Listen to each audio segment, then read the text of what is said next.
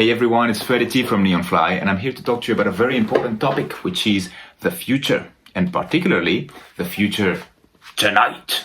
Our latest album, which features a great collection of songs, including one called Another Eden, which is track 7 on the album.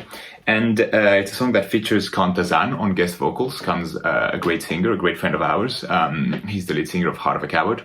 And it's not the only song where he's featured. He's also featured on Steal the World, which we will talk to you about on a separate video. But for now, we're going to talk about Another Eden, which is a song that I wrote. I wrote the lyrics and I wrote the music for it. And musically, it's a very exciting song. I think it's really punchy, really powerful. It's got a great tempo, great guitar solo, great drums.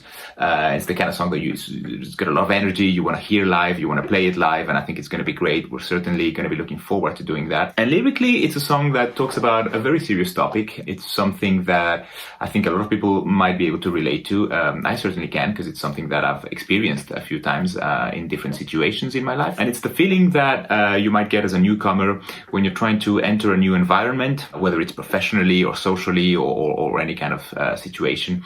And you find that the people who are there are constantly trying to stop you from progressing, either because for a variety of reasons, maybe because you're too young, you're too new, they don't like you, they don't like your ideas, maybe they feel threatened by you, by your presence. But they're constantly going to be trying to stop you from moving forward and from reaching your goals and sort of fulfilling the role of a gatekeeper in a way. And you constantly have to fight, to get your ideas heard, to sort of prove that you have some kind of relevance. And it can be a really frustrating situation in the long term. So that's what the song is about. And lyrically, it's written as a dialogue between two people. So one of them being the narrator and the other one, the gatekeeper, who's trying to stop the narrator from sort of getting where he needs to be.